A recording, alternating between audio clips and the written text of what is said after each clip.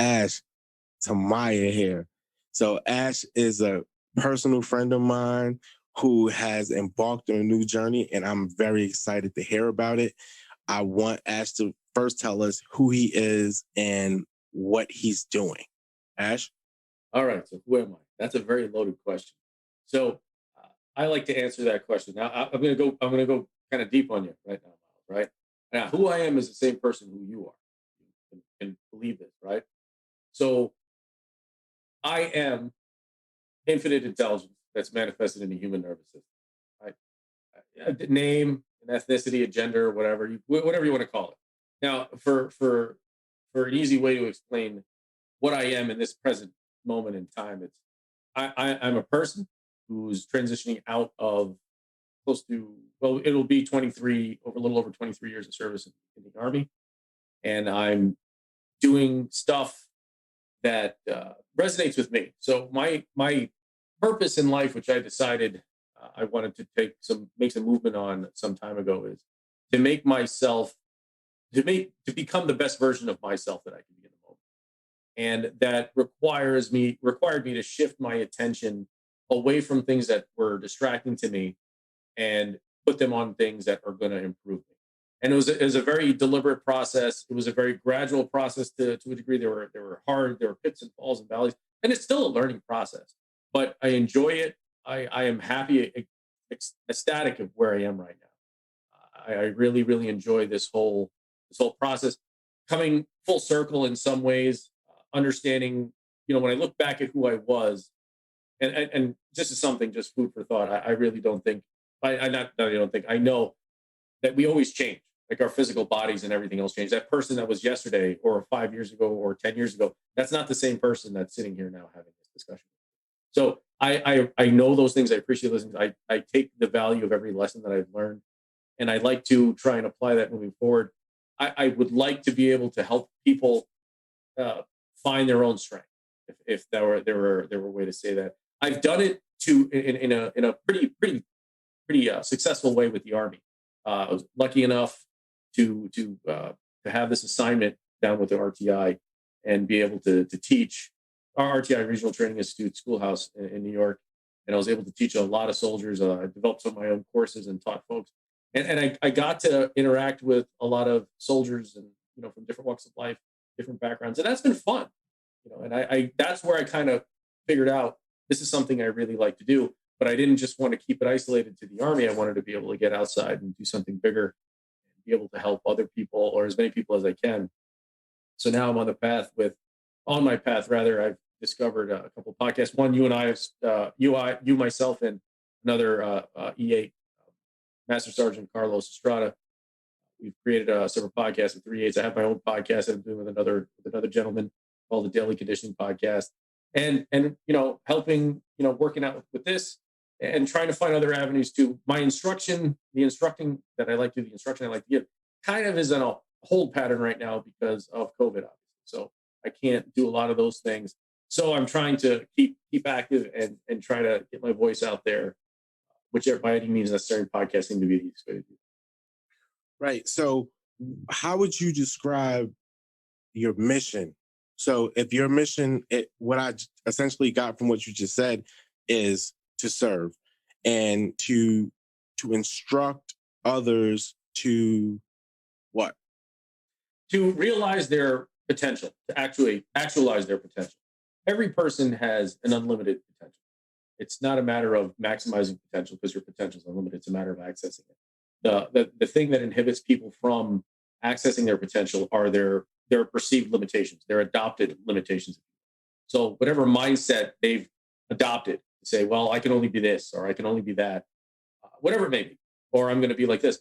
The goal is to try to coax people out of those limitations, or if you will, expand the boundaries of those limitations so that they can really start to access potential. Because here's the thing, when you start to accomplish things that the previous version of yourself didn't think you could do, it starts to get contagious. You start to want that more, and that habit starts to grow. And then when you start to realize, all right, in the weight of a day, how much of that weight am I carrying with me, and how much am I just letting it roll to the ground, or how much of that energy through the course of the day am I utilizing properly, or how much of it am I just wasting, because that's essentially it. Time is just a tool.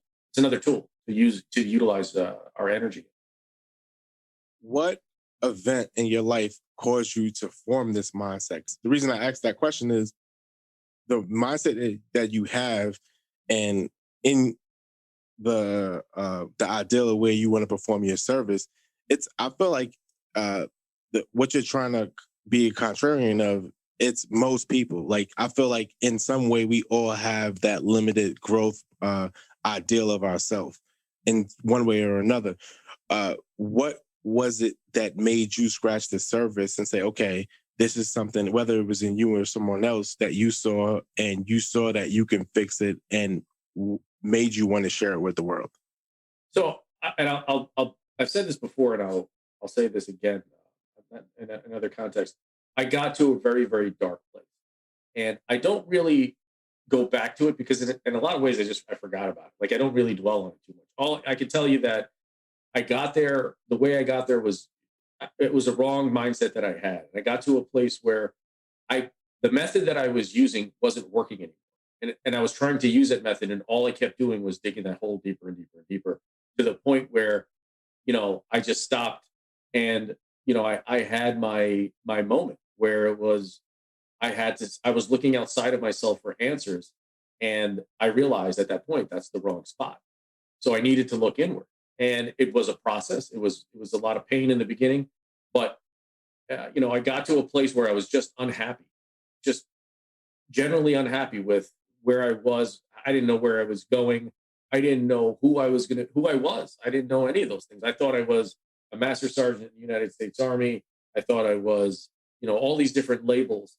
And, eventually, I came out of it. But part of it was I stopped doing things that I was doing. And that meaning like there were habits that I had that I needed to make adjustments. There were things that I know how to do well, and I knew how to do well.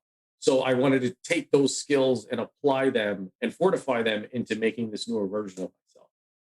And a lot of it was kind of studying and reading things, working with myself. You realized there was an issue, and you said, okay, the issue was within. No one else. I would assume no one else saw it because being in the military myself, like that's something that we don't talk about. Like even if somebody sees you come to work and like you have bags under your eyes, like I often do, no one says, as long as you're getting the job done, like no one asks the hard questions. So what caused you to look inward, and what was that process like? How long did it take? And how do you feel as if you have it down to its science? Well, not down to a science, down to a manageable way where you can help others.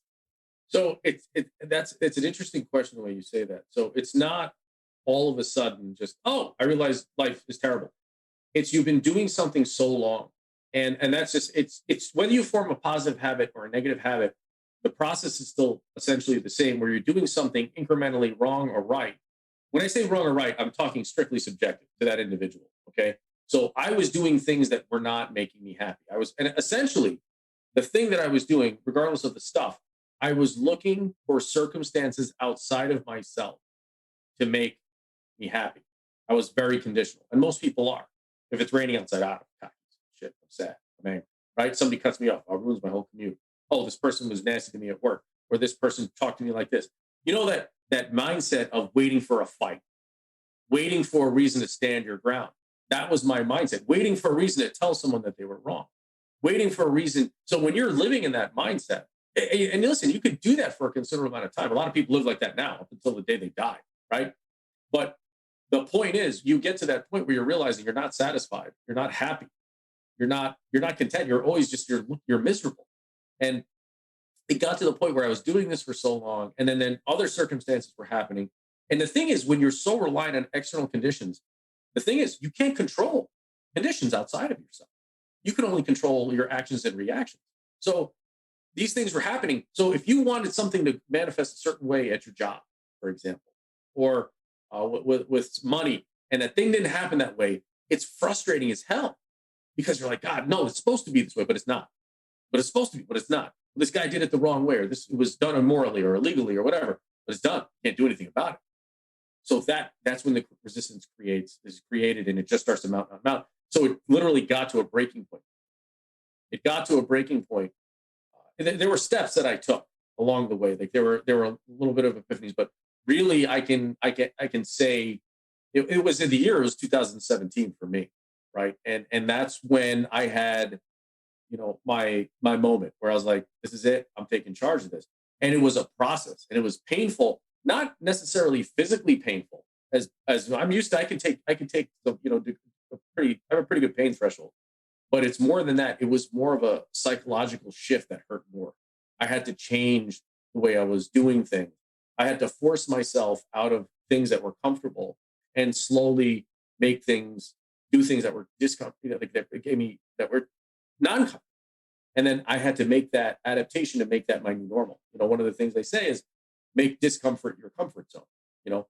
And I started to shift where I was going, and I wanted to listen to things or read things that were positive, that were beneficial to me.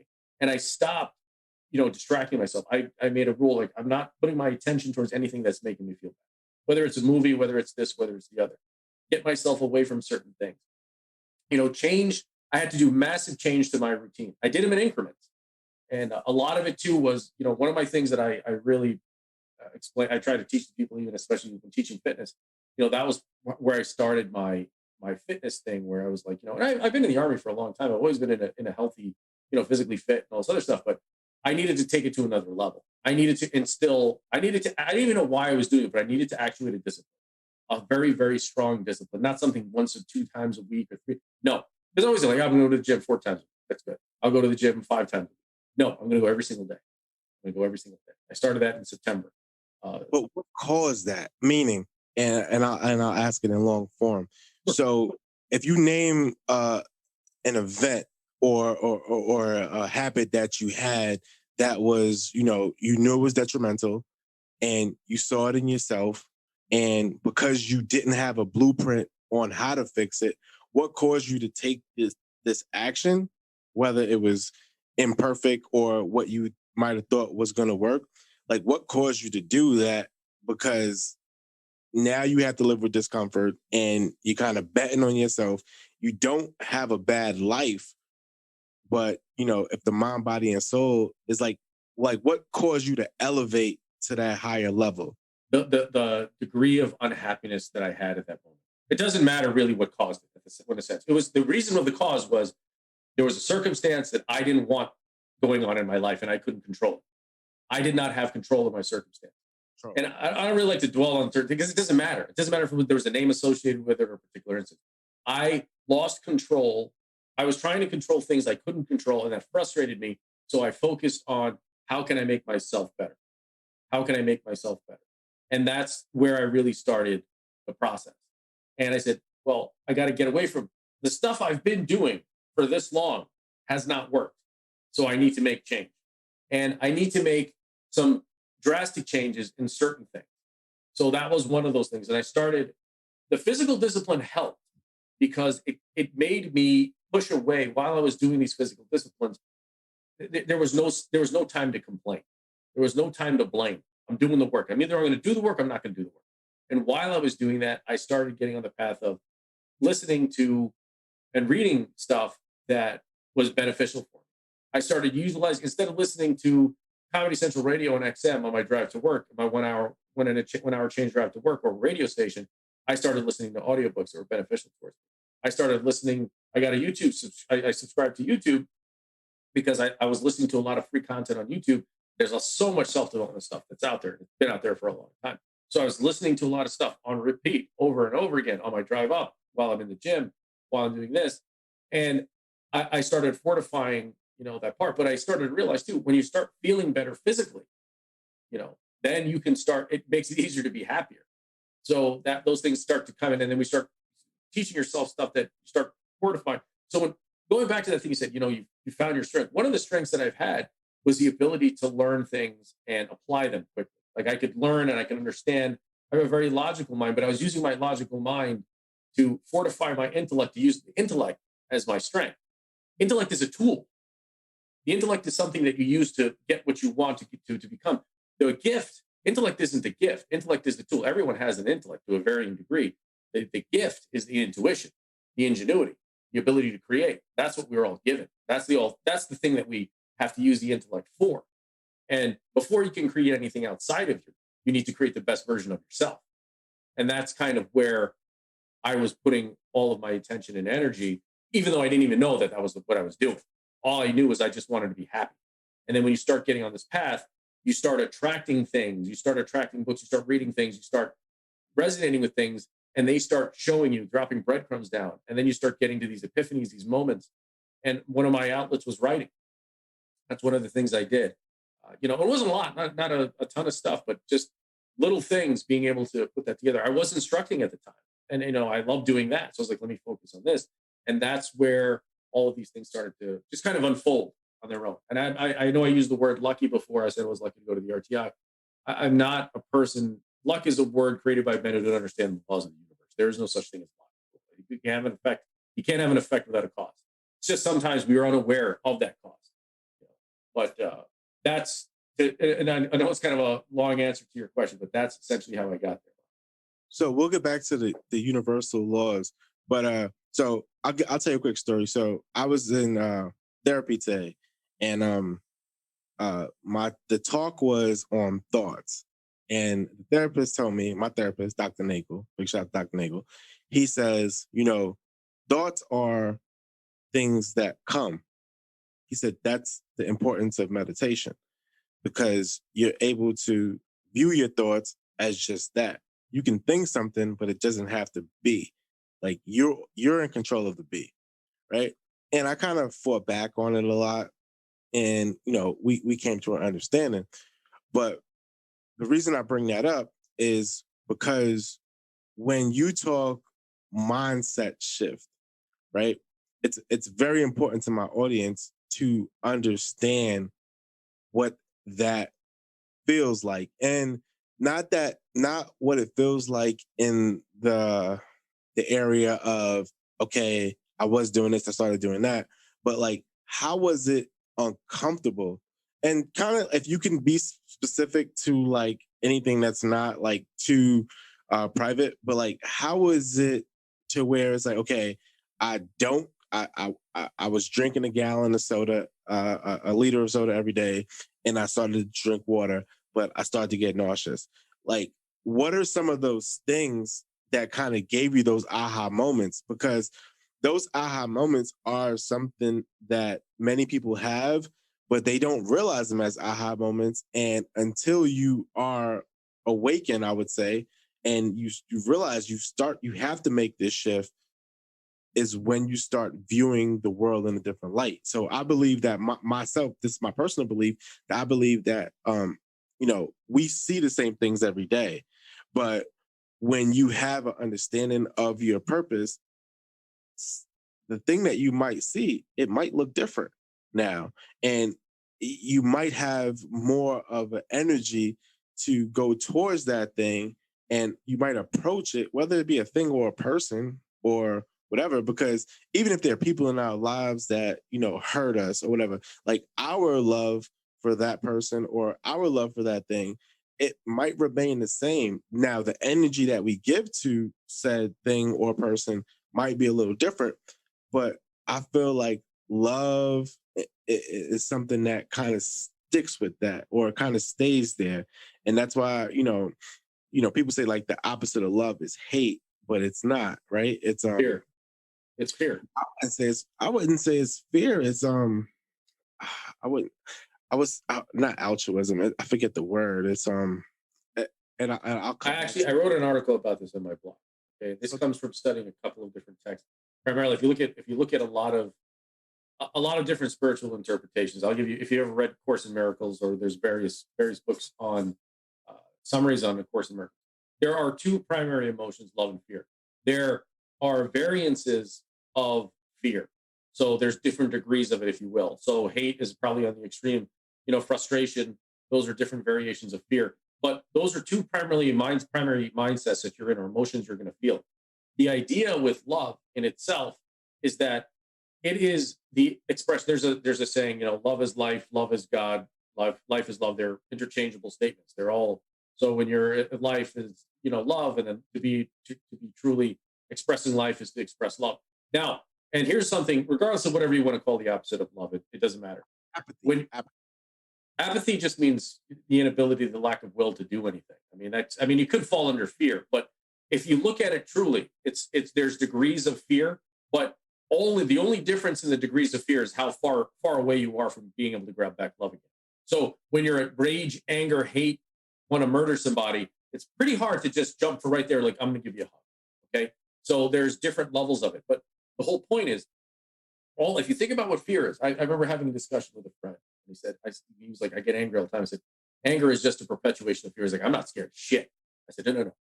Anger is a violent manifestation, a physical manifestation of fear because you think someone's going to take something from you. Whether it's they're physically going to steal something from you or they're trying to force you to do something with their mindset, with their mind, with their words. That's where the anger comes from. All thoughts of fear, and here's a good litmus test. Anything that's fear-based, you have to rationalize, requires justification. And you might just well be justified.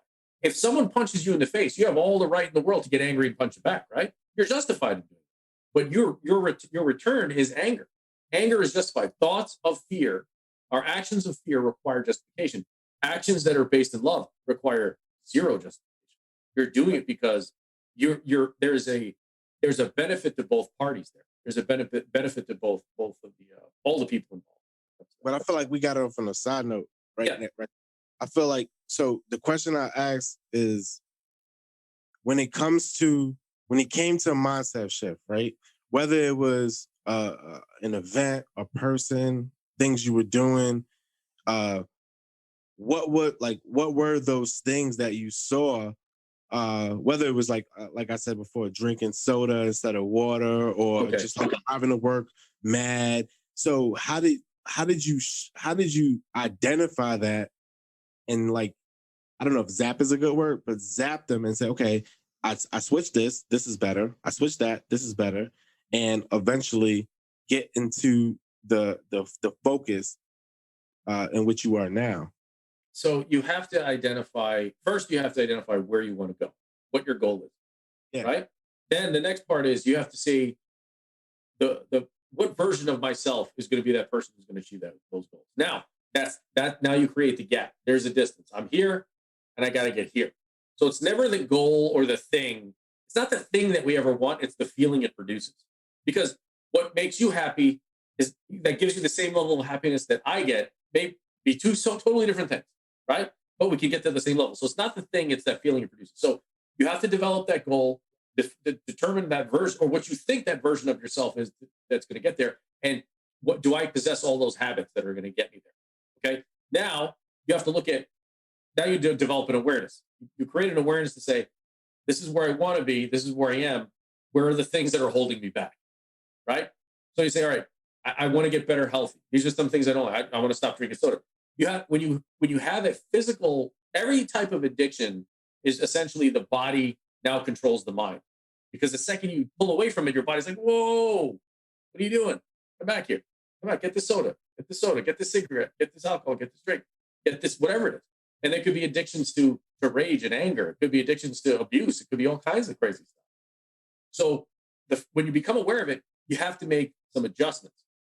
Some people could do it cold. It doesn't matter. The degree of adjustment, whether it's incremental or massive, is going to be congruent to the amount of pain you might feel when you're doing it. The discomfort and pain. So that's your body saying, hey, come on, man. Give me the thing. Come on, man. Just get cracking. Come on, man. Just one more. Just give me one more puff, man. Just give me one more. So you have to fight that to some degree. Now, we were talking about this in my last podcast of daily conditioning, where incremental changes help because you can do a little bit, and sometimes involve that incremental changes because you have not garnered or created the discipline yet. It's better to just get yourself away from those things until you get the discipline that you don't, when you're sitting in front of it. Like if you're trying to get away from eating junk food or drinking soda, that's bad for you, right? Or you don't like, get it out of your house. Okay. What is something that you saw you had to change in your life, and like, what were the steps and how hard was it? So I wouldn't say like get it out of my house, but it was more like, so for example, I interviewed Dwayne Gordon last week, right? And he said, we talked about mindset, and I said, Dwayne, like, how do you value? How do you look at money? And he's like, I live in a state of abundance. I look at money like an exchange of energy. So that shifted his brain. The way he looked at money was something that kind of like, maybe I wouldn't say his past life, but something in his life, and in his view of himself was like money is the all everlasting. But now if it's an exchange of energy, he only involves himself with good people. And that's a principle that he kept, and that led him to a path of righteousness. But the righteousness was only to himself in being the best version of himself. So I feel like a lot of times when we have these disconnects where we want to, change, or we feel like something is wrong, it's mostly because our core values aren't being met, or we see something that kind of disagrees with how our thought goes. So I guess, what I'm asking you is, what did you see that made you say, you know what, I'm not that. I'm mad, and I might be mad, but I don't get mad at this. Or do I? I mean, it goes back to what's the week. I did not like the person that I was. Okay. And I didn't know at the beginning, I didn't know at the offset, I did not know all the changes I needed to make. I just know I needed to make some changes. So I started with the stuff that was the easiest way for me to do it. Diet was never really a problem for me to be able to adapt the way I eat. Exercise was something that I could always, get on. It was just a matter of me staying with it for 7 days a week. So my first goal was I'm going to go do this every day. I'm going to put my ego in the corner, and I'm going to go do this thing. I'm not going to make any excuses. I'm going to make sure I go do this thing. Work out. That was part of it. And the other thing was I did not like, and I didn't know what it was at the time. And that's really the thing. Like, sometimes you just have to know that you don't like something, and you start falling in line with things that you do like. So I started to listen to, on YouTube, I started listening to different motivational speakers, like everyone from Tony Robbins, Les Brown, TD Jakes, a lot of the bigger ones.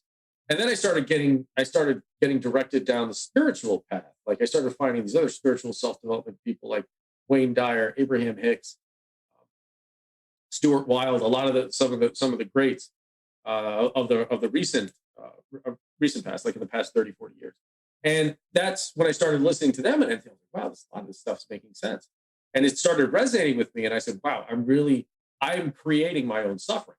And so if I'm creating my own suffering, I can stop my own suffering, right? So Joe Dispenza was one of the ones that I really resonated with. But that was part of my process. Like, I was open to new things. I was putting myself in a place that was discomfort, but I stayed committed to that particular short-term goal or whatever idea that it was. And, here's the thing, like, I talked about it a little bit, but I didn't talk about it that much, like with people. Like, I'm going to run every day. I'm going to do this thing every day. I didn't have a clue what I was doing, in the sense of, I've never ran at that level before. The most I would run in a week, maybe at the time, the most I've ever run was, and this was years ago, maybe 14, 15 miles. And that was not running every day. That was like breaking it up every other day. Then I got to a point where I was doing this. And then I started rolling that over to, taking, putting my energy into this aspect of work that I like, teaching, right? But there were still other aspects I was running into with work, meaning I was still having difficulties adapting to certain conditions. Like, the things were making me unhappy, and I was still letting it get to me, right? That was probably one of the hardest habits to break. That whole, wanting to make those conditions be the way you want them to be, and that was hard. That was hard for me. That was the thing. It was getting over that. But going back to your question, how did I do it? There were incremental changes, because here's the thing. I have a very logical mind. And if you have a logical, intellectual mind, that can be very dangerous, because you want to prove to yourself. It's hard to talk yourself out. It's very hard to change sometimes. So you have to really put that intellect down and say, I'm going to let you sit for a minute, or I'm going to use you to dissect this other stuff, the spiritual stuff. When you start using the intellect to dissect and pick apart the spiritual stuff and looking at it from a perspective of no anger, no fear, no hatred. So one thing, I made this rule. I got this from Stuart Wilde, 33 Steps to the Infinite Self. And it's an interpretation of the Tao Te Ching. And he says, one of the first things he says in the book is that you have to make your word law. Whatever you say for yourself, it has to be true to you. And it could be the most mundane discipline. It could be getting up at 7 a.m. and moving some rocks around in your backyard. Whatever it is, you're going to do it. If you say you're going to do something, you're going to do it. It's your commitment to yourself. So I made a certain thing, like I am not going to use any type of negative thought structure. I'm not going to let a negative thought structure propagate, perpetuate. Like you were talking to your psychiatrist, your therapist rather, and they said about thoughts. Over the course of a day, you can have millions of different thoughts, good, bad, and the like. When you start to really when you get on the path and you get on that awareness level, you're going to have that bad thought and you're not going to want to perpetuate it. You're like, that's not me. That's not who I am. That's my ego. And then it's not the thoughts that you think, it's the thoughts that you perpetuate and you act on. The thoughts that you perpetuate become your beliefs, and your beliefs eventually lead to you leading into your actions, right? So when you say, like, there's a word, I'm like, there's a couple of words I don't use. I don't use that word hate. I don't like it. Don't use it. And occasionally, if it slips out, I catch myself like, and then I want to use that word. I don't like that word hate. I don't like that word at all because it's such a powerful word in the sense of the meaning of it. It means you want something to be destroyed and be removed. There's nothing I want to hate. I don't even hate the word hate. I mean, I just don't want to use it. I don't like the feeling that it generates. I don't like the idea, the concept. I don't like to polarize. Meaning, I don't want to point out how wrong something is or how right something is. That it's the righteousness is a leg that you can stand on for so long, but it really creates more problems than anything else because you're saying if you don't do it this way, then you're damned. You're condemned. I don't condemn. I don't condemn. And because here's the thing: there's no right or wrong. It just is. That's what I know. Something that we're doing today in 100 years, someone might say that's not right because you look at history, that's how it was. I think you said it in our last podcast in 3/8. It's a kind of a paraphrase quote from Wallace Wattles in The Science of Being Great. He said, everything is exactly as it should be in this moment. And you have to look at it that way because here's one reason. You can't change anything in the past. All you can do is affect the now. So when you affect the now by saying, this is where things are and it's exactly where it's supposed to be, and I'm going to do this in my world in order to make my life better and then hopefully other people's lives better. So what I'm trying to do now, right? I know like my philosophy on leadership and the way I look at leadership is I like to find great leaders and, find vulnerability in them. And hopefully someone listens to my show and goes, oh man, Myles, like we have the same problem. Like we can't, like we stutter. We we have dyslexia and reach out. So when I see someone like you just told me, like, I realized that there were these issues, and it was 3 years ago, right? It was 3 years, seems like a long time, but like it was great for you on your journey because you progressed. But what I think that people find the most difficult is they think their problem is impossible, right? And they think that they're the only one, right? So when I started to see that, I was not alone, it gave me courage. It built self-esteem. And, it helped me become the best version of myself because I belong to a group of people that might have, this flaw or what might be considered a flaw, and that's okay. Right? So when I say to you, what was it that you saw that you knew you had to change? And you tell me, okay, it was my thought.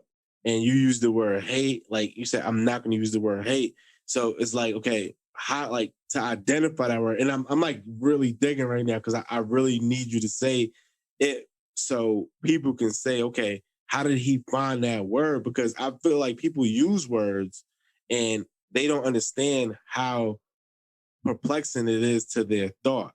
So like I feel like then this is my personal belief, the things you say the most, the things you think the most, like that becomes your reality. Oh, absolutely. Right? Yeah.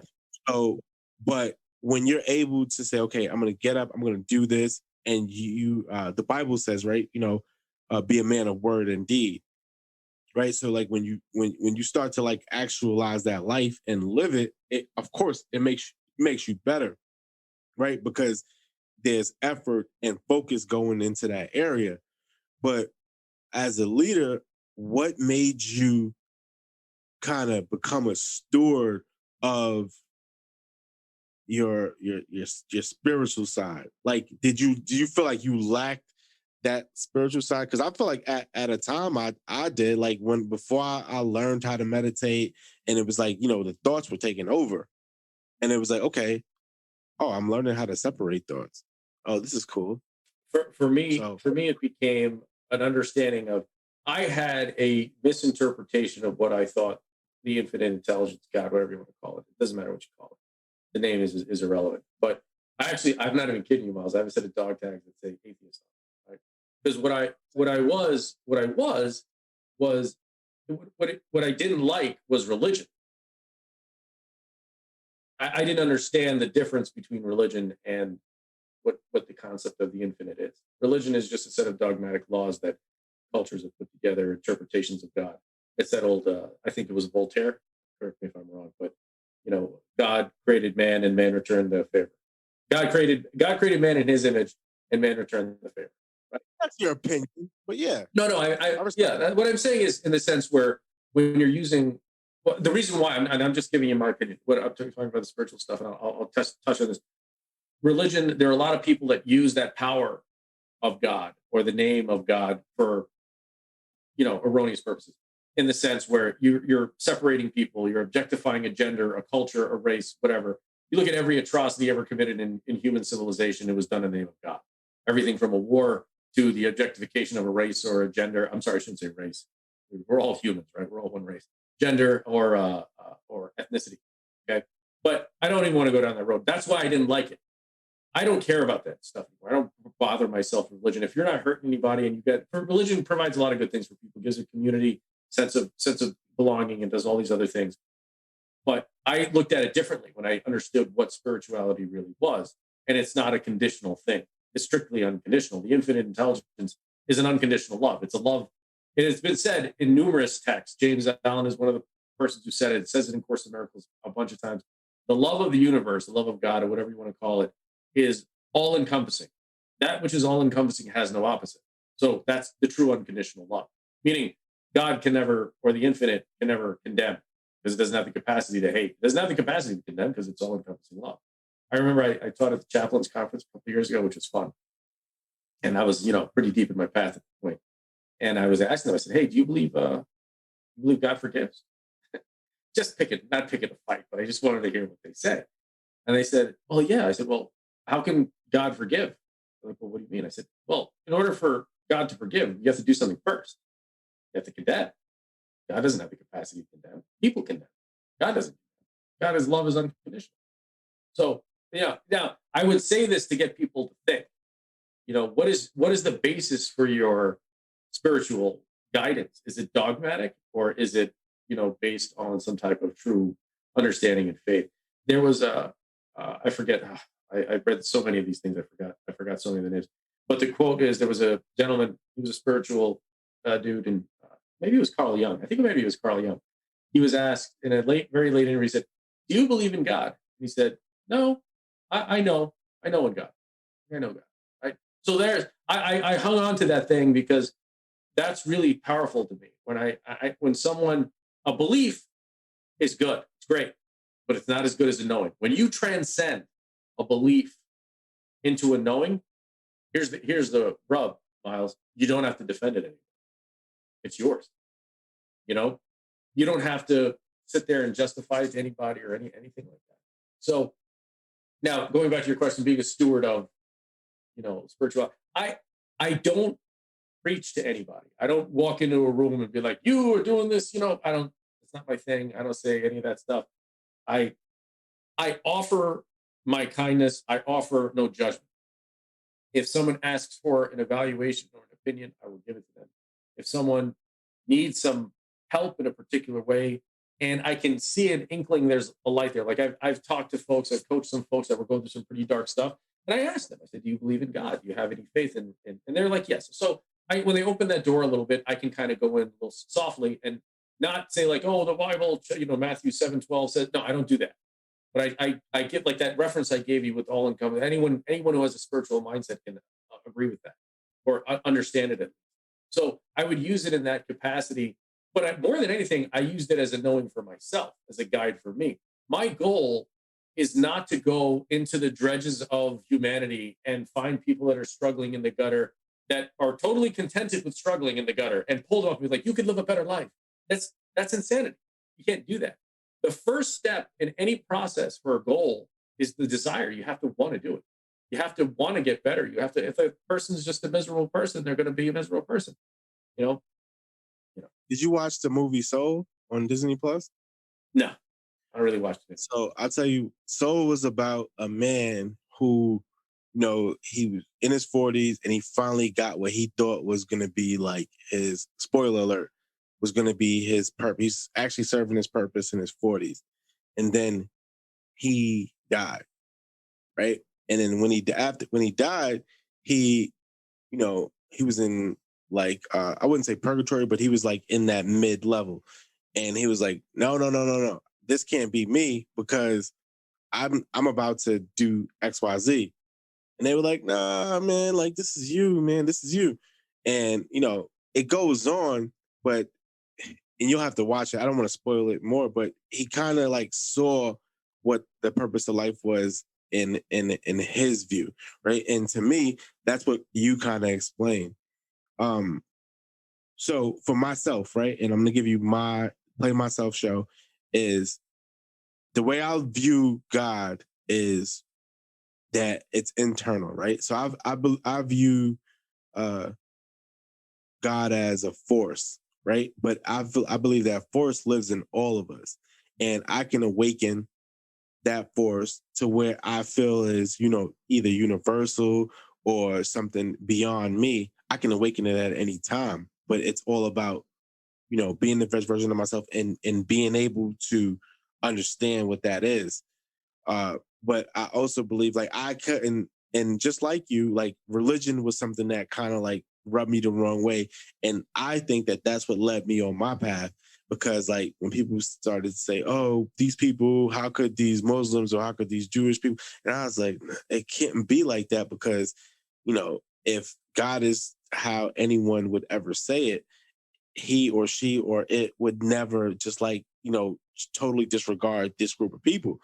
And I feel like, okay, so that is a method of control. Now, it was an unpopular belief when I started to speak about it in certain groups. But like I always say, once you're strong in your belief and you're authentic, people tend to understand better. But if you're seeking, sometimes it might not be the best time to say it. And I feel like, at least for myself, that was a lot of trouble that I used to get into, and I still get into it sometimes, because my passion can be perceived as either arrogance or just, he thinks he knows it all or whatever. And it's like, nah, dude, like we're all learners here. I'm just talking loud because I'm from Queens, Yeah. But it's hard to sometimes, I feel like, come across. And I feel like, especially with like my listeners, like when people reach back out to me, they're like, man, you put that in a way. Like, I feel like I have that same issue. And I'm like, well, it's not an issue. You just have to kind of like never. And I put this, like, this is a value that I'm trying to teach my son, is like, you can't mistake sympathy for empathy or vice versa, right? Because it's very different. But the goal is to understand, right? And I think that sometimes when I understand something for the first time, I get really excited. And it might not be pleasant for someone who's not in my same joy pattern at that time to accept. But I have to accept that, right? I like to get away from feeling excitement. I know that might sound odd, but What? yeah, no, because the idea of excitement is it's a temporary elevated state where the excitement is drawn from an external stimulation or an external circumstance that's driving it. I prefer to get something, and it dissipates. When the thing that's driving the excitement goes away, the excitement dissipates, right? So I prefer to focus more on the idea of enthusiasm, being enthusiastic about something. And I think you heard me say this before, Miles, but the word enthusiasm comes from the actual translation, comes from Greek theos, meaning God, and means God within. Like you have God pushing through you. That's not because God is outside of you. God is, you're part of God. I mean, that's essentially what we are. We're infinite intelligence side, human nervous system, right? So when you're doing something with enthusiasm, like the only way I can explain it, there are many things that I've done where I feel very enthused about it, whether it's, during my portions of my run, when I'm doing some type of physical training, when I'm in a mode listening to something and it really or reading something that really resonates with me, when I'm teaching, there are moments where I feel like I'm out. You ever get to do something and you feel like you're outside of yourself, like you're outside of yourself feeling, and you're not even consciously activating the thought. You're like that mode, that in the zone, whatever it is, right? So You need to watch that movie, bro. I don't really do a lot of movies, but thank you. Maybe I'll read the cliff notes. Does your listeners know what a cliff note is? But maybe I'll see a YouTube clip on it or something. But that's kind of where I like to exist. I have. It's not that I'm hardened in my ways. Like I know what I know, and I don't condemn anybody for having a different opinion. But at the same time, if it doesn't resonate with what I know, I'm just not going to put my attention. So what brings you joy? I mean, everything. I mean, existing brings me joy. Finding new experiences brings me joy. Event wise, what brings you joy? Like, so don't confuse joy with excitement, but like what? No, I know what you mean. Yeah, what you mean. Joy? When I see the progression towards a goal, when I see things that when I just feel like, I'll give you an example today. Right, this morning I did my workout. I was able to get my strength training in after my run. Past 2 days, it just time constraints. So I did a pretty good workout after my run. And then, I was like, you know what? I gotta edit my other podcast from yesterday. I gotta try and finish that tonight. And then I got 2 more. We got our 3/8 tomorrow night. And then, I got mine in the morning. So I said, I need to do a Costco run. Just one of those, household things. So like, let me just go. And I showered up and I head on the road. And I was just in a good mood. Like, I felt great. I'm like, my life is just awesome. Like, I'm just really enjoying things. I almost got hit by a car this morning when I was running. This guy literally in my neighborhood, say I'm in a residential zone, dude just blew through the stop sign because he was trying to catch the light. And I mean, I turned and I wasn't very happy with it. So, now, if I was to say what that sound like to me is kind of knowing what is next in the short term brings you joy. So it's like, okay, when you can kind of like forecast your day, but I don't see that in you because you're an operations guy and like you're a planner. No, man. No. Yeah, but that's what it sounds like. I'm pushing, but that's what it sounds like. No, like, I'll tell you the reason why I was so happy. I had so much joy this afternoon is because I was so present in the moment. I'm like, everything is just great right now. Like in my life, it's like I have all the things. I have more than I need. I live in abundance. I'm doing stuff that I enjoy doing. I feel great. Like I can't explain it other than that. It was just, I look for those moments all the time. There's a saying, there's a term in the Tao Te Ching that says Wu Wei, which is, and it's Wei Wu Wei, which is doing and not doing. And there's many different interpretations of it, but the one I find that resonates the most with me, and Alan Watts is probably one of them, he's like, it's not about, the literal translation is action and non-action. But he said it's not really non-action, it's no forced action, which you can translate again to inspired action. When you're doing something because out of the joy of doing it, not like, I got to do this report today, or I got to send this payroll out, or I got to do whatever mundane work-related compulsory thing. It's like, hey, you know what? I'm gonna write a book, or I'm gonna write a story, or I'm gonna go create something new, or I'm gonna at least try it, work on some stuff. That's that inspired action. And all of that comes, like, you see the whole long-term, short-term, that's great. That's all great. But it's all about the present moment. Like, what are you doing right now? And getting your mind in a joyful, if you're looking at everything that you have to appreciate right now, we had an episode about it on 3/8, right? Appreciation and gratitude. It's anchoring your mindset, a positive mindset in the present moment for the stuff you already have, not just the tangible, the intangible. Even though I understand what you're saying and it's true, right? But when I bring it to you, I'm looking at it like, okay, if he's not focus driven, he's like the joy is reflection. So like the reflection is okay, I'm able to do this. And like that brings joy. Like I'm able to, say I'm gonna do this because I've conditioned myself, right? To do this. So and the reason why I get so caught up in like these one word descriptions of things is one of the quotes, one of the things I read that really moved me is uh John F. Kennedy, right? There was a writer, her name was Claire Booth. Like John F. Kennedy he was a young president, like one of the youngest presidents. And like I'm a presidential dude. Like I love like just History. I like what makes the great great, right? So she asked him, she goes, dude, every great man is one word, right? And that really stuck with me. And then like she was like, well, what are you doing? Like say it in one word. And then he started like just going off on a tangent to like, well, I'm doing this in Cuba, I'm doing this for civil rights, I'm doing this. And then she was like, no, like no, not one word, one sentence. She was like, well, I want you to describe yourself in one sentence. Not don't tell me everything you're doing. Like describe yourself in one sentence. And I took that challenge on myself and I was like, man, that's so hard because I'm thinking about like facing the world and just like, giving back to the world. Like that's what my mind is now, right? Because I've been in service in someone else's plan. Like I feel like I'm living in George Washington's plan right now, which is kind of like weird to think you can say, but like his plan was to have a republic and to just have a ready force. And then like that escalated into other men's plan, but it was all off of someone else's deal. So when I talked to you, like the first time we ever spoke about development, right? You had like this fire in you and you were so in tune with what you had to do and what you were going to do and what you were doing and like the time you were going to take to apply such action was about to be here, right? And I still feel the same way, but I'm just like, okay, this is a plan that I've never heard before.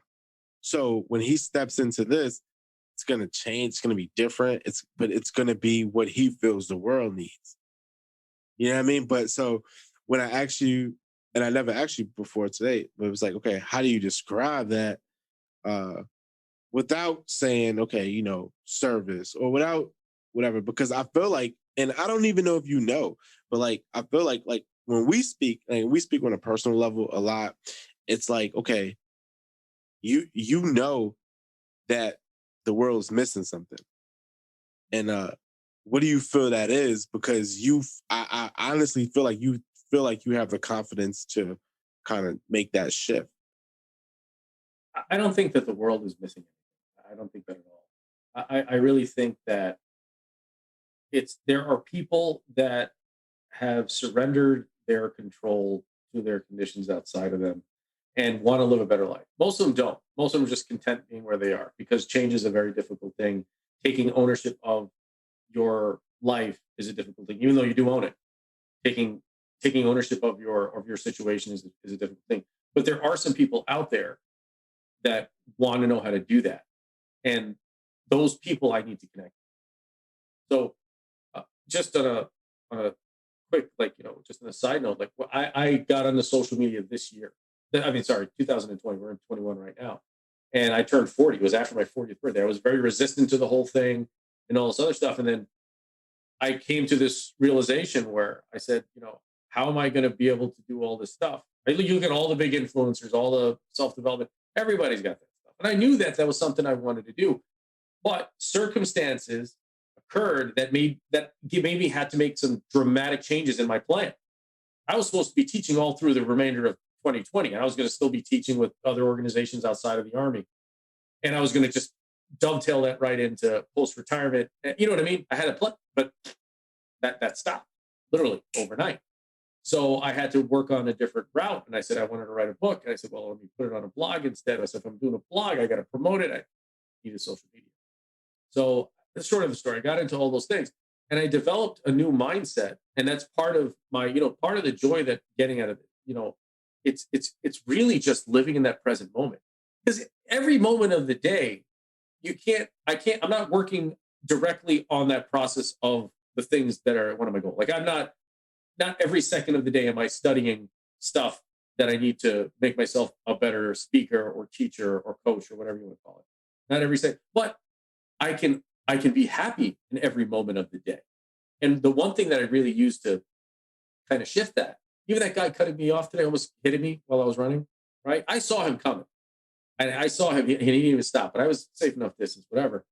I would have carried that anger with me all day.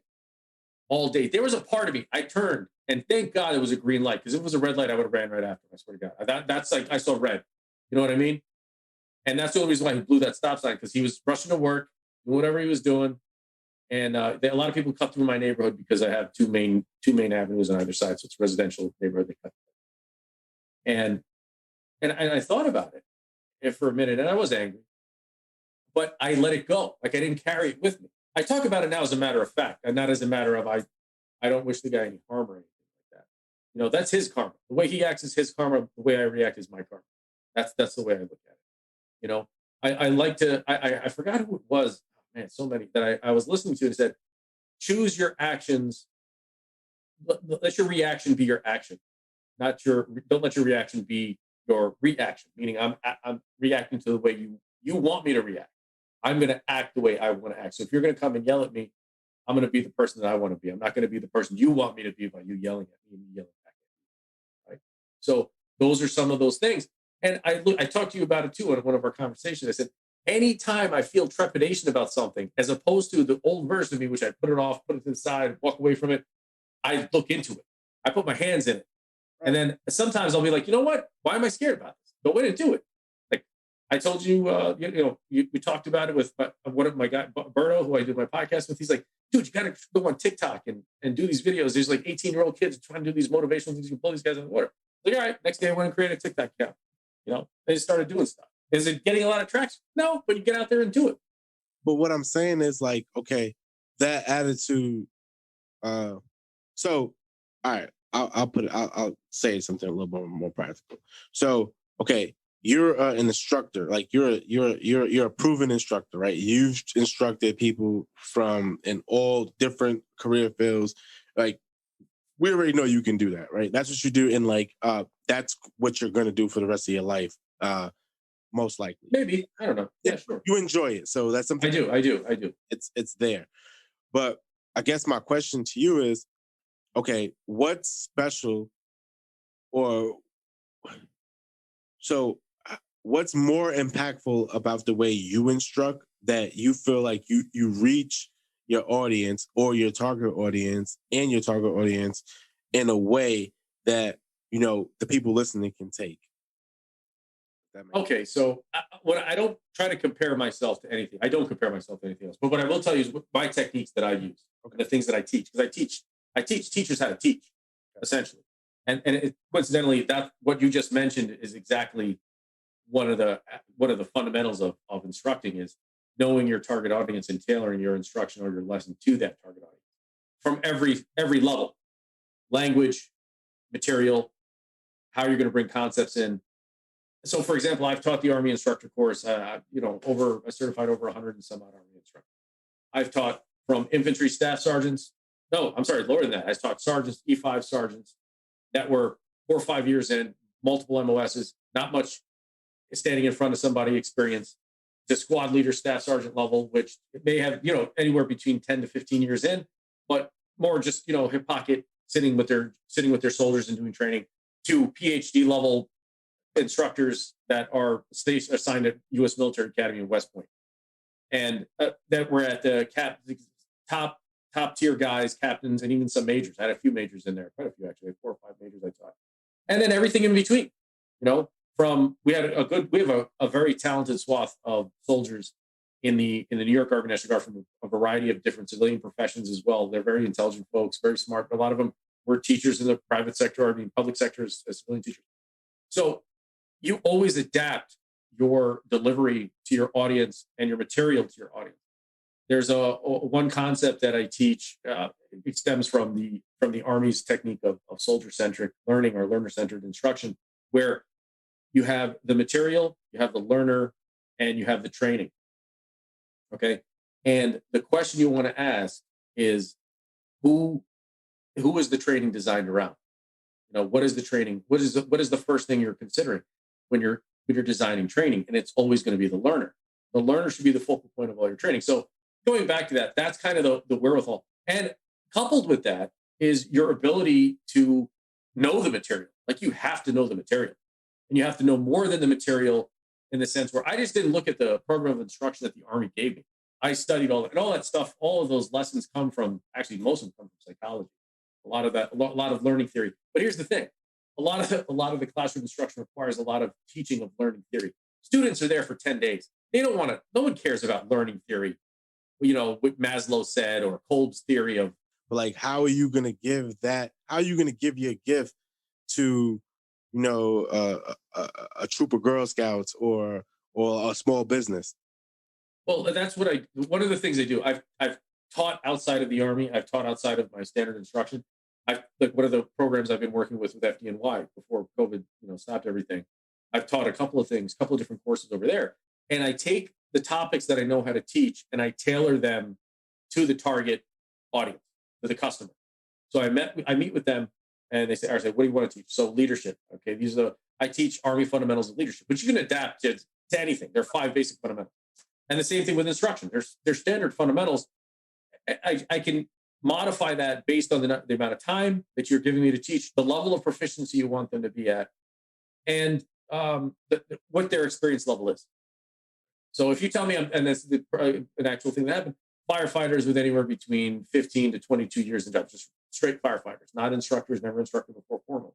So when you get that information and the culture that you're dealing with, you understand the demographics that you're dealing with. So you make those adjustments, and I can adapt it. Children, I haven't had too much experience teaching at a very young age. The youngest, I say, Army children, which are like 19 to 22 years old. So I interviewed Kevin Bozeman last week, and he's a stand-up comedian, and he basically kind of said the same thing as you said. He said, stick with your truth as long as you can. So if what you feel is a solid principle, you can kind of tailor anything to it before like the actual point comes out. And that was his, lesson to me on telling a joke. So what I'm hearing from you is, okay, like you have ways of blocks of giving blocks of instruction, right? So like, and you base things. So like if they say leadership, you go off, a core group of principles, and you tailor it to the company, right? And yes. When you tailor it to the company, you kind of go into the Q&A session, and then like, because your principles are proven, you can kind of, because those principles are so solid, you can kind of say, okay, this is what you do because you're using this, right? And yes. Like, is that something that you learned, or is that something that you developed, or kind of like tried, like kind of like niched into being from being uncomfortable to understanding that, okay, this is always good because it's my truth and this is what I know how to do, so I can kind of do everything like this. So I don't know if you like listen to hip hop, but like when you hear some rappers, right, it sounds like they're just talking now, because all of like the rhyming part of rap, it's like they're in that flow. You know what I mean? Do you feel like there's a level of that flow in instruction?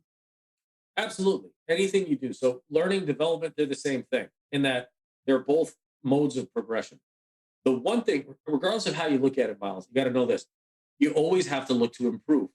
The worst thing you can do in anything that you do, especially when you're good at it, the most dangerous thing is to become stagnant and say, all right, I got this. I'm good. I don't need to change my product. I say this to every single class I teach, no matter, I tell them, like, you always have to improve and always have to get better. Every time I teach my class, there's always something that changes. I always make an adjustment here and there. And if I ever stumble on something, usually it's transparent to the audience, but I'll know it. If I didn't like something, or if I made a mistake somewhere, or if I didn't like something, because I'll have epiphanies while I'm teaching. Like, oh, you know what? I got to switch that thing around and turn this around this way. Because that's what happens. You make those adjustments. You always have to continually grow, learn, develop. How did I get to that particular part? Because I wanted to find this is the one main thing about instruction. Instruction is a deliberate form of communication. That's all it is. My goal is to get a relatively new concept with some principles to you so that you can understand it the best way you can. Okay. I have to know that material and I have to be able to articulate it. That's one of the things. A lot of people are very intelligent. They can understand and answer test questions all day. But can you stand in front of an audience and articulate it in a language they can understand that they will stay focused on to the point where they can actually understand it as well? That's really, really the challenge. Because one of the biggest mistakes a lot of instructors make, and I teach all the time, is no matter how much you like whatever you're teaching, I guarantee your audience isn't going to like it the same amount as you do. 100%. And I guess like that's the second part to my question. When you are like at the level of instructor that you are, and you say, okay, I'm gonna always enhance myself, right? So like, but then now you get the layers, right? I'm trying to become a better person in my personal life. I'm trying to become a better person in that business, and oh shit, I'm transitioning, right? So I'm gonna become a better steward of my craft, right? When you're seeing all of this at one time, like how do you focus your attention and say, okay, because let me just rewind it. I feel like some things that we do is a matter of survival, right? And I feel like work is one of them, right? So you don't look at work like work, but you look at work like growth, and you look at like, fitness as growth, and, my personal life as growth, or love as growth. How are you able to hone in on something that is very transcendental? Like, okay, I realize this, even though I know they didn't get it. And that's why I love stand-up comedy, right? Because you can't see it, but like they know, right? And I feel like a lot of that is kind of like what you just said, is when you're in front of an audience, you're not looking at the up and downs. You're looking at who's not paying attention, and then you're extra critical on yourself because of that. And the next time you go up, you kind of want to see everybody laser focused on you. So how do you kind of how do you manage all of those tasks, I would say, and still be able to say, okay, I'm seeing exponential growth in that? Here's the thing. The difference between stand-up comedy, and I'm a big fan of stand-up comedy myself. Actually, I watch a lot of stand-up comedians. I used to watch a lot more. I watched a lot of people with good stage presence, and I would pick up little tidbits here and there. But the difference is, most of the time with instruction, almost all the time with classes that you're giving, especially institutional stuff in professions, they're compulsory, meaning people are forced to be there to some degree. You always have a cross section of people that want to be there, like they're like, oh, this is developmental for me, I'd like to be there. But you're going to have other folks that just don't want to be there, but they kind of have to be there because they do it. And you're not going to win everybody's heart. You got to know that. But this is going along lines. What you're saying is you can pick out the ones that want to be there and the ones that are going to engage. And it's not that I'm trying to appeal to them. They're going to be my gauge, because that guy who doesn't want to be there does not want to be there. No matter, I could be the funniest guy. My material could be great or whatever. Because at the end of every class I would do like a online survey. Google Forms I would use. And I would do a little QR code, pass it around. Hey, and I'd ask like 5 or 6 questions, 10 questions. And there might be 10 people in the class. I only got 8 people who responded to the survey, right? Because the other didn't care, right? It's not that he didn't like me. They were like, whatever. I got stuff to do. The first question I would get when these guys would show up to class, when are we going to be done, right? So you understand that's the thing. So you value their time. I'm not trying to win anybody's heart over. I'm not trying to change their mind. I'm going to give them the best value I can give them, the best quality that I can provide for them in this moment that I'm up there teaching. And that's all. That's the only commitment I can do. Being true to the material, being true to myself, and giving that effort out there. Going back to where you said, an overarching thing you want it to bleed over in your personal life and everything else, you have to be sincere in whatever it is that you're doing. Meaning, I'm a firm believer in this. This is something I write. I mention. I say it all the time. Practice what you teach, because your teaching is your practice, right? So if you're going to go up there and you're going to tell people to do stuff, whether you're telling them, whatever, teaching instruction or you're teaching them how to lead, and you don't follow those principles yourself, there will be a degree of there is transparency there. So when you come up there and you're like, this is me and this is what I teach, they will know whether you're being sincere or not, more than the guy or gal that may be insincere or doesn't have that knowledge base when they're going up there. Or experience base, rather. Do you feel like the word sincerity is different from like authenticity in that context? Sincerity is different. Well, I guess maybe. I mean, authenticity, you're being a true version of yourself. Sincerity, I define sincerity as when the person you present is the same as the person you truly are. That's what I define as sincerity. Authenticity, I guess you could kind of say it's the same thing. I would say they're synonyms, right? You're authentic, you're sincere. Like sincere would be, if hey, Myles, it's really nice to see you. I haven't seen you in a while, and I really mean that because I haven't seen you in a while. It would be fake if I was just like, hey, it's nice to see you, just like as a standard greeting to someone, right? So I guess authentic could kind of fall in the same category. It's just semantics are splitting. I'll do a comparison with you just for shits and giggles. Giving and sacrifice. Do you feel like there's a difference in those words? Oh, absolutely. Absolutely. Sacrifice is not a good thing all the time to do, because sacrifice, there's always a potential for deficit when you do a sacrifice, because it just says I'm giving something away and you're gaining. That's what sacrifice means, right? Compromise is we're both giving up something. So I'll give you an example. Relationships are perfect, right? So you and your wife, not you and your wife, but I'm just saying miscellaneous person and their wife.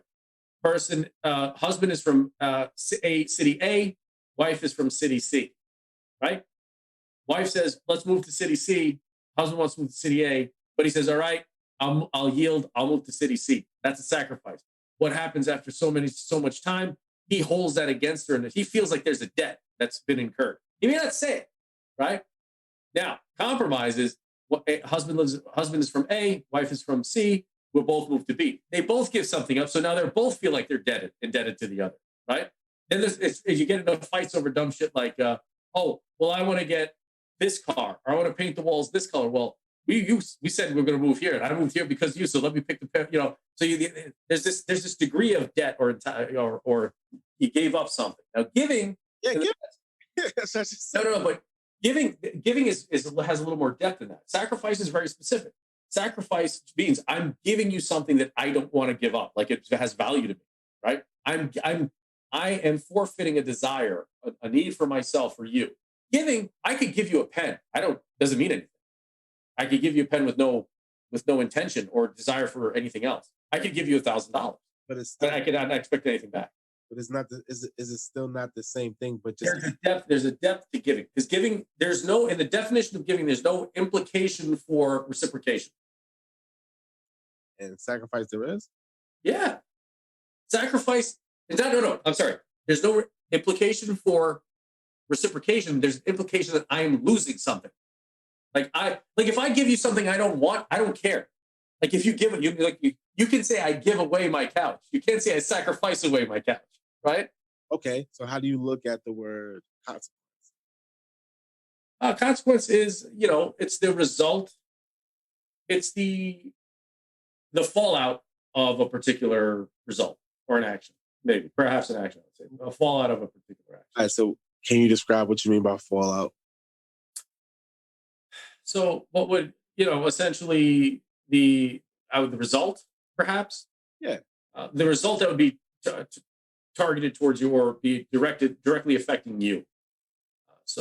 Like the consequence of you drinking and driving could be you getting arrested or going to jail, or worse, killing somebody or hurting somebody.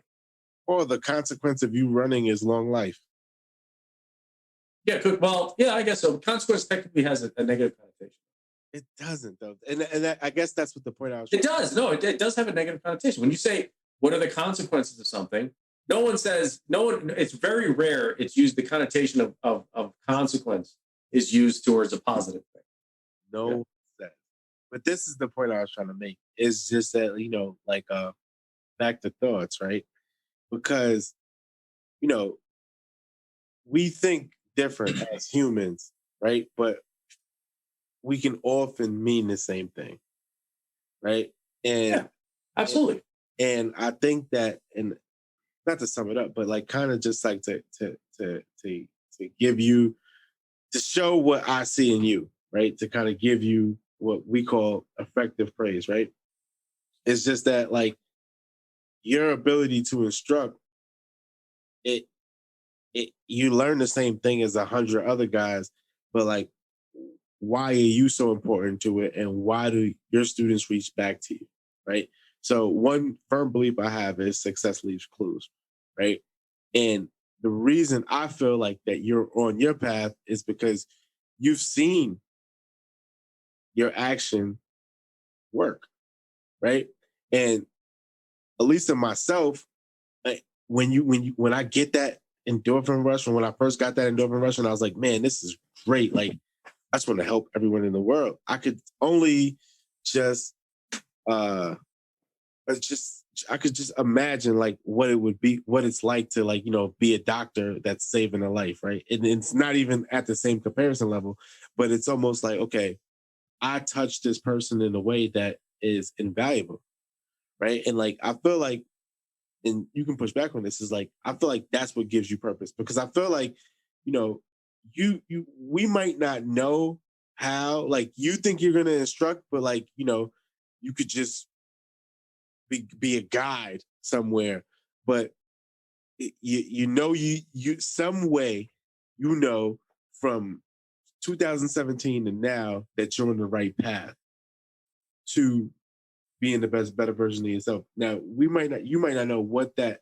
is exactly, but you know that it feels right, right? And that's why, and I don't even know if that makes sense, but like in using those words, I I said that because I've spoken to people you've instructed, and it was just like it was like being in a paid seminar, and I'm like, well, what do you mean? And then when someone can't explain something with a smile, and you see the difference in them, like that's like that clicks to me, and that's what I saw in your students.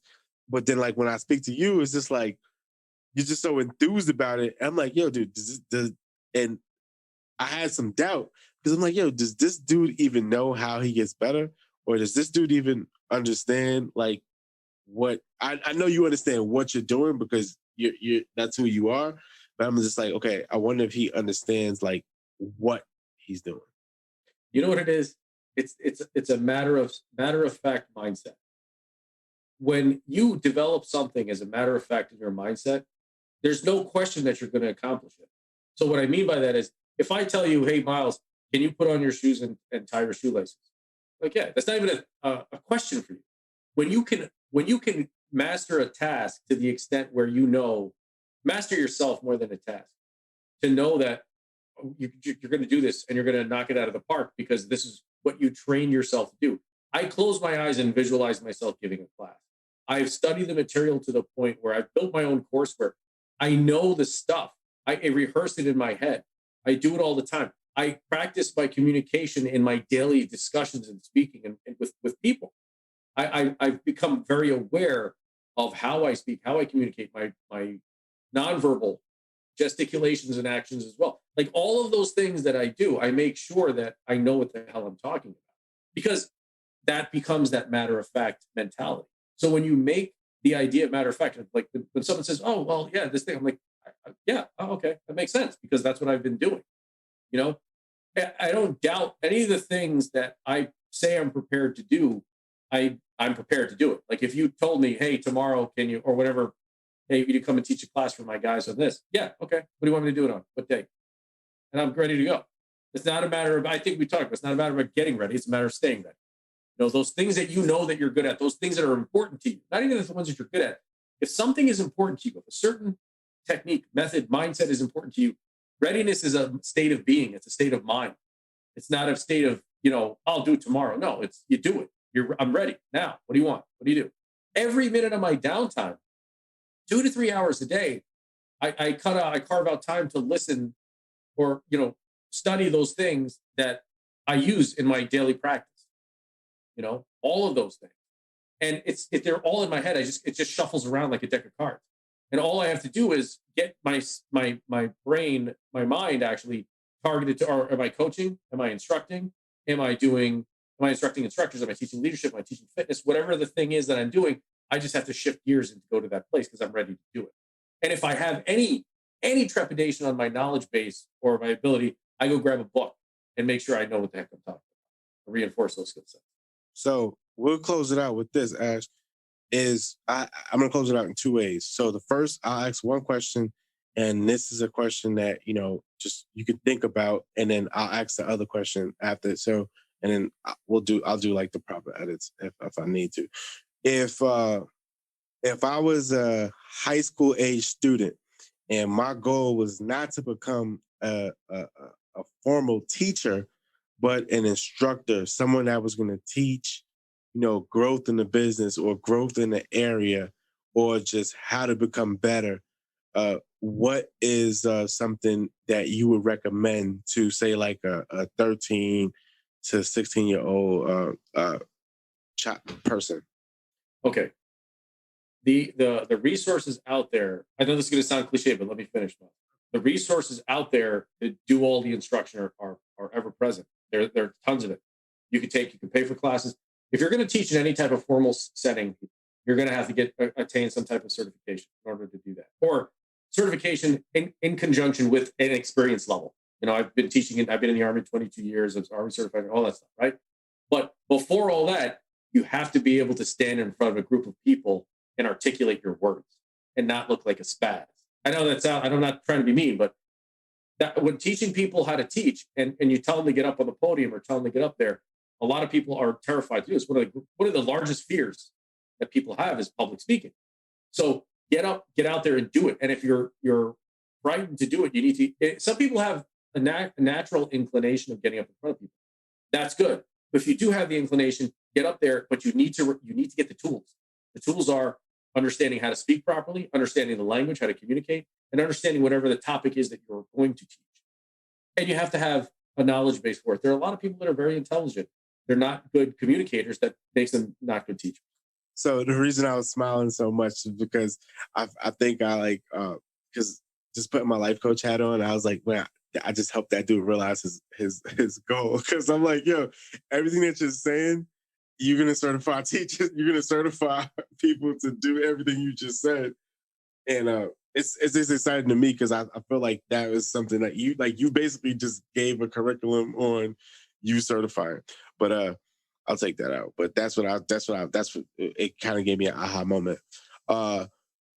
So if you could give the world, if you had just like 1 minute to give a message to the world, and whether it was about you, whether it was about whatever, what would that message be? Own where you are or be owned by where you are. You have to take ownership of where you are. You have the strength to do all the things that you want to do. Your happiness is your decision to make. And if you don't know that, but if you can't realize that, but you know it's possible, there are resources out there to help you get there. You don't have to suffer any more than you need to, and you don't need to suffer at all. So like if you're in a place that's dark, you're in a place that, not even dark, but if you're in a place where you know that you're not doing as much as you possibly could, there are resources out there. There's guys like Myles, there's guys like me. There's free content out there where folks are teaching, ways and methods for you to get better. You have to do the work yourself.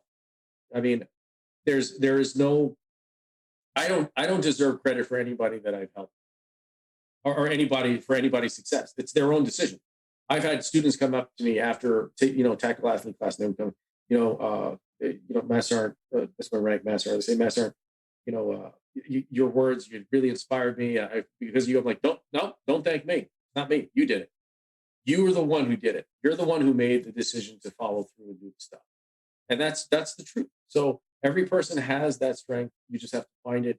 And sometimes everybody's path there is different, but the end state is essentially the same when you realize that you own it and it's yours to do. You mentioned earlier that you write a blog. Where could people find that blog? Where could they reach you if like what you said resonated with them, just so we can have context. And I'll also put it in the show notes. Yeah. So my blog is bethefeeling.com.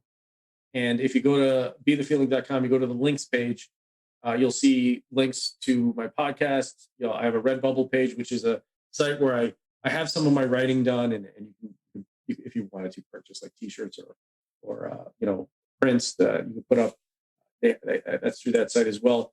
I have YouTube channel, my two YouTube channels. One is with Myles, which is the 3/8 podcast, and the other one was my friend Berto Huerta, which is the Daily Conditioning podcast. And we actually got 2 more episodes dropping this week on habit. We're really hitting the habit forming stuff hard because it's the beginning of the year and stuff. We really want to drill that in. So, and that's something that we didn't talk about. But if you want, just in a short summary, just what the importance of habit to you. You are your habits, or your habits are you. They make you. So whether you realize it or not, habits are just actions that or programmed reactions to your environment. And if you either have habits that serve your benefit or habits that don't, and or you're missing the habits that you need to serve you. So the thing you have to do in order to achieve your habits is establish your goal, look at the version of yourself that is going to be that person to accomplish that goal, and look at where you are and that version of yourself. And do you possess the habits? I think I mentioned this earlier in our discussion. Do you possess the habits that version of yourself that would achieve that goal needs or has? And if you don't, that's where you have to start working on it. And that's the challenge, the discomfort, the pain, and the, all those other things. When I say pain, I don't mean real, like, if someone's beating you to death with a stick. It's that adjustment you have to make to get those habits. Well, all right, brother. We'll talk. I'll just cut this off.